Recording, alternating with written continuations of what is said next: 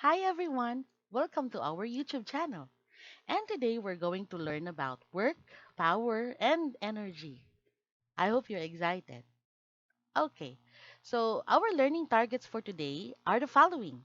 After today's lesson, you are able to define what is work and power, understand what is mechanical energy, and determine the factors affecting kinetic and potential energy.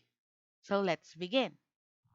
Okay, so my first question for you today is what is work? When I usually ask my students what is work, they would all respond and define work as an activity involving physical effort to do a certain task. But in the world of physics, work is defined something else. Okay? So in the world of physics, work is done when a constant force is applied on an object and causes that object to move in the same direction as the force applied. Okay. So that is how work is being defined in physics. We need a constant force and an object that is moving in the same direction as the force applied. So I have here the same example.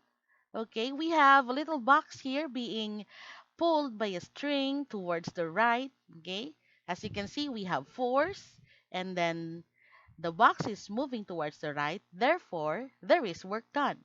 Okay, so um, in order for work to exist, we must have two values. We must have force, okay, the 50 newtons there, and the displacement. Okay, um, yes, this is the following formula for work. So we must have work multiplied by an object's displacement. Okay. So the unit for measurement for work is joules. We must use that. And for force, we all know that that should be in newtons. And for displacement, we have meters. Okay. So work exists only if when the object is moved by the force applied and when the direction of force and of motion is the same. Okay. So according to physics, work would only exist if these two situations is done. Okay. I have here two examples. Let us see which man does work. Okay. So on the left side, we have a man pushing a push cart, and here a man lifting a box. Okay, so let's see if there is work done. So as the man is pushing the push cart, where is the direction of the force applied? Okay, so he is applying force towards the right. Okay, correct. And what is the direction of the motion? As we can see, the push cart is going towards the right also. So therefore, we can say we have force here moving in the same direction as the force applied. Therefore, there is work in this following example. Okay, so now we move to our next example. A man mustering all his energy to lift that box. Okay, so what is the direction of the force applied by the man? Okay, when we lift something, therefore the force is correct, upwards. Okay, but the direction of motion is, you can see the man that he is going towards the right. Therefore, the force and the direction of motion is not on the same direction. Hence, we can say that in this situation, there is no work done. Okay? So I hope you have understand that. Here, the force and the direction of the motion is in the same direction, therefore there is work. Here, the force is perpendicular to direction of motion, therefore there is no work done.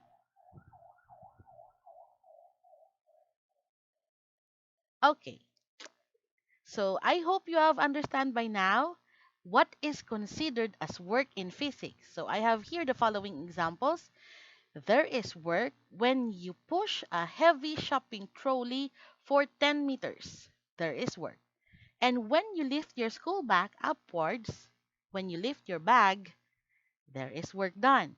Okay, so what are the situations when we say that work, there is no work done? Okay, when you push against a wall. So you muster all your energy to push that wall, but the wall is not moving. Hence, there is no work. Remember, we need two values. We need force and displacement. So the object must be moving. But here, for this example, the wall is not moving. So therefore, there is no work. And another example, when we are jumping continuously on the same spot. I know it's tiring, I know, but there, according to physics, there is no work done. Okay? And the last one, while you are holding a chair while walking around the classroom. So some of you do that inside the classroom, but as you do that, there is no work done. Okay? It's because the force is not in the same direction as the direction of motion. Okay, so let's proceed to this word problem. I hope you will solve this one. This is an easy one, okay? How many joules of work are done on a box when a force of 25 newtons pushes it to 3 meters towards the right? Okay, so let us look at the values. We have force here, 25 newtons, and we have the displacement, 3 meters. Okay, so as you can remember the formula, we have work is equals to force times the displacement. So we have to multiply 25 newtons to the displacement, that is 3 meters. We have the correct answer is, okay, the correct answer is letter D. It's 75 joules. Okay. So I hope you all got that correct. You only have to multiply the force and the displacement. Okay. So let's proceed. So much for work. Let's proceed to power. Power. What is power? Okay. So some of you may describe power as a magically something something, but in physics we will define power, or power is defined as the rate of doing work, or the amount of work applied to an object per unit of time. And we can also say that it is how fast we do work. Okay? It is the rate of doing work. That is power in the world of physics. Okay. So I have here a stickman pushing a box. Okay. So he applies force with 12 newtons there and moves the box to 5 meters in towards the right. And he finishes that in 3 seconds. Okay. So how do we solve for power? The formula for power is equals to work over time, because it is the rate of doing work, or how fast we do work. Okay. So the unit of measurement for power is watts, and for work we have joules, and time, this is usually in seconds. Okay. So that is the formula in order to get power. Power is equals to work over time. Okay, so the standard unit for power is watts, as we stated earlier. This term is derived from James Watt, the famous Scottish engineer who invented the first modern condensing steam engine. And 1 watt is equal to 1 joule of work done in 1 second. Okay. So for those of you who wanted to know how many watts is equivalent to 1 horsepower, there we go. We have 746 watts is equivalent to 1 horsepower. Okay, so let's proceed. So I have here another problem for you to solve. Okay, so we have two students are asked to transfer the teacher's table to a corner at a distance of 5 meters. If their combined force is 100 newtons and they finish the job in 10 seconds, what is the power output in watts? Okay, So we all know that the formula for power is work over time. So remember, the unit of measurement for work is joules, right? But when we look at the problem, there is no value in joules, right? Okay. So that means we have to solve for work. And we know the formula for work is always equal to the force and the displacement. Okay. So force multiplied by the object's displacement over time. So we can also use the following formula in order to solve for power. Okay, so let us find force there. That is the 100 Newton there. And then multiply to the displacement. That is usually in meters. We have 5 meters. So that means 100 Newtons times 5 meters. And we get 500, right? 100 multiplied to 5, we have 500. And divided by 10 seconds because that's the time. So 500 divided by 10, we have 50 watts. The correct answer for that problem, the power output is 50 watts. So I hope you have the same answer as we have here. Okay, so now you know how to solve for work and also for power. Okay, let's proceed. So after work, after power, now we will discuss about energy. So what is really energy? Energy is, okay, I have here an example. A lady pushing a cart with his she is happily pushing a cart. Okay. So in physics, energy is the quantitative property that must be transferred to an object in order to perform work. Okay? The quantitative property that must be transferred to an object in order to perform work. Or in other words, okay, in layman's term, we identify energy as the capacity or the ability to do work. Okay? When you don't have energy, you can't do work. That's the simplest thing. Okay. So, if we say that energy is the ability to do work, um, that means we transfer we transfer energy by using a force while we move an object through a distance, right? So we transfer energy by using a force by moving an object through a distance. So we can conclude that work is a method of transferring energy. Okay? We transfer that energy by using a force as we move the object through a distance. Okay. So work, therefore, is a method of transferring energy. And energy, speaking of energy, we have different forms of energy. We have thermal energy, we have radiant energy or light energy, we have nuclear energy, we have chemical energy. When we eat something, that's chemical energy, and our body converts that energy. Okay. Another example of energy, we have sound energy, electrical energy, and the last one is mechanical energy. Okay, so those are the different forms of energy. Okay, so many of them, but for our discussion, we will only talk about mechanical energy. Okay, mechanical energy is the energy possessed by an object due to its motion or due to its position. In physics, this is defined as the sum of the potential and the kinetic energy.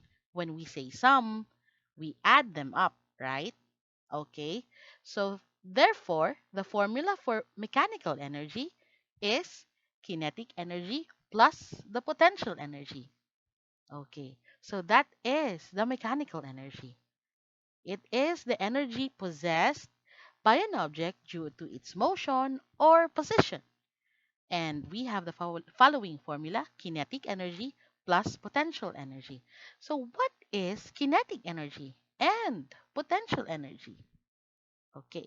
So kinetic energy is, we have an example here, a running man that has so much kinetic energy.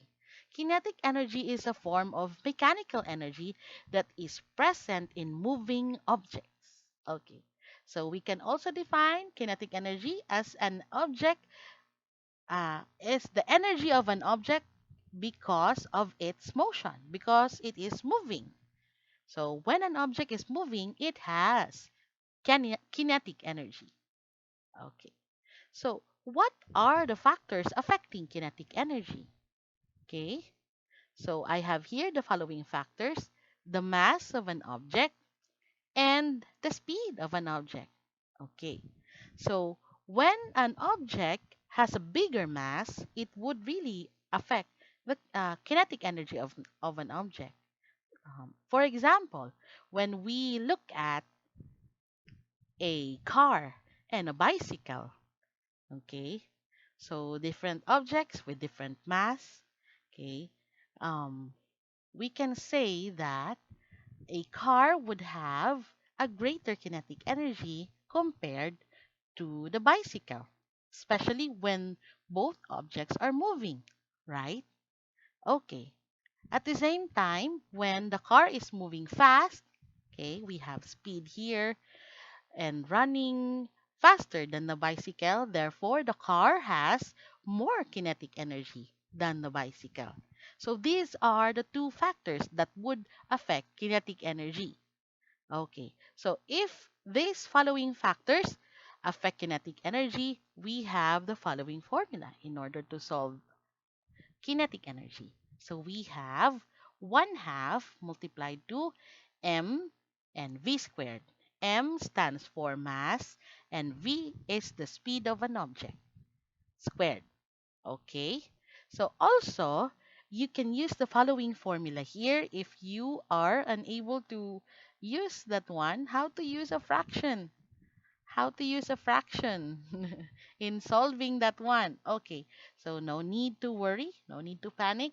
You only have to get the mass of that object and then multiply to its speed squared. And when you have that product, you divide it by 2, and there you go. You now have the value for kinetic energy. Okay.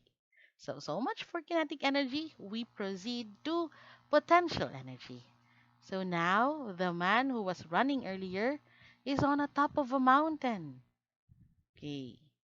Potential energy is a form of mechanical energy that is possessed by an object at rest. Okay. When the object is not moving, it has potential energy. It is a stored energy by an object due to an object's position above the ground. Okay. So that is potential energy. Okay. So what are the factors affecting potential energy? As you can see, we have also the mass of an object and the height of an object from the ground. So we have mass and height. And the formula to solve potential energy is the following: mgh, where m is the mass of an object, g is a constant value. This is the acceleration due to Earth's gravity. We all know that this is equivalent to 9.8 meters per second squared. And the h stands for the height of an object from the ground. Okay, so that is the formula for solving potential energy.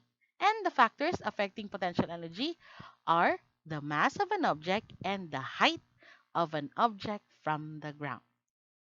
Okay, so now we proceed to law of conservation of energy. So that when we say law, it's based on facts, okay? We have evidence to prove that one. So law of conservation of energy states that energy can neither be created nor destroyed.